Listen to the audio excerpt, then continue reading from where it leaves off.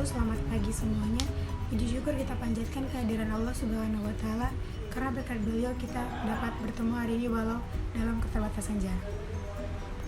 Perkenalkan, nama saya Wira Oviani. Saya mahasiswi jurusan Humas Fakultas Ilmu Komunikasi Universitas Esa Unggul Kampus Harapan Indah Bekasi dengan nomor induk mahasiswa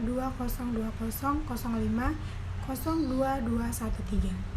Adanya saya di sini, saya ingin memberitahu teman-teman semua mengenai keterampilan berbicara dan bagaimana cara kita mengapresiasikannya dalam berbicara.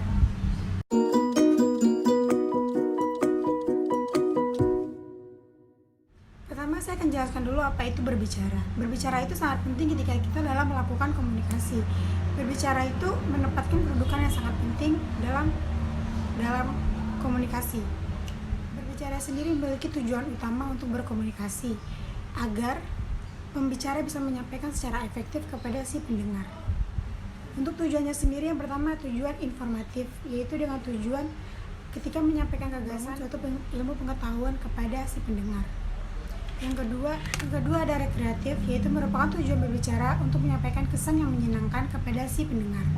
Yang ketiga ada persuasif, yaitu dengan tujuan untuk menekankan daya bujuk si pendengar untuk mendengarkan si pembicara. Yang keempat ada argumentatif, yaitu dengan tujuan untuk meyakinkan pendengar atas gagasan yang disampaikan si pembicara. Banyak sekali manfaat yang bisa kita dapatkan ketika kita bisa menerapkan keterampilan berbicara dalam berkomunikasi.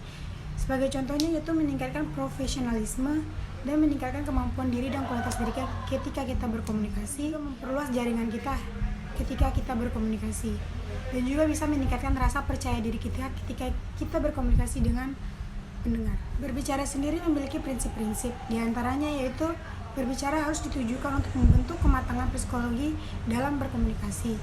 Yang kedua, mempelajari dan berbicara harus melibatkan secara langsung. Yang ketiga, melakukan pola interaktif. Berikutnya, berbicara harus dilakukan sekaligus dengan membekali strategi dalam berkomunikasi. Yang kelima, mempelajari berbicara harus dilakukan sering dan harus melakukan interaktif. Adapun faktor-faktor yang mempengaruhi kemampuan berbicara kita. Yang pertama, kepekaan terhadap fenomena. Yang kedua, kemampuan kognisi dan imajinasi, kemampuan yang berhubungan dengan daya dukung dan imajinasi. Yang ketiga, kemampuan berbicara, berbahasa mengenai ide dan bahas ide yang baik dan benar. Yang kelima, kemampuan psikologis yang berhubungan dengan kejiwaan seseorang. Yang keenam, kemampuan performa, kemampuan yang berhubungan dengan praktik dalam berbicara.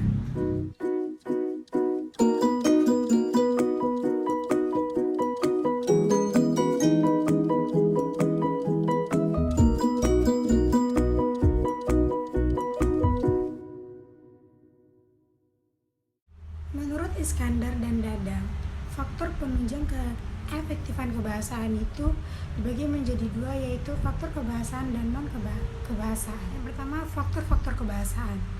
Yang pertama ada ketetapan ucapan, yang kedua penetapan tekanan, yang ketiga nada, yang keempat pilihan kata, yang kelima ketetapan sasaran dalam berbicara. Berikutnya faktor-faktor non-kebahasaan.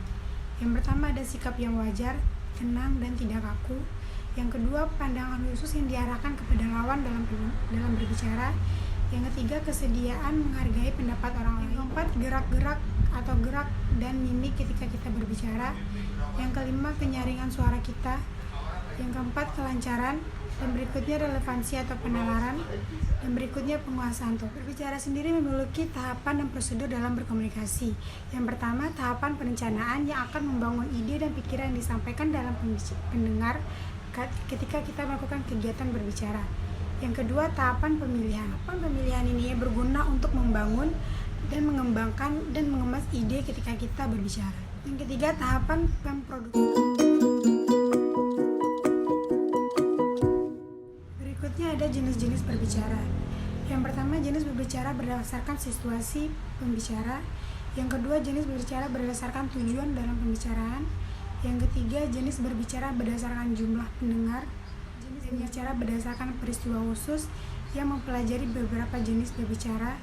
Yang kelima, jenis berbicara berdasarkan metode penyampaian. Demikianlah pembahasan saya mengenai konteks keterampilan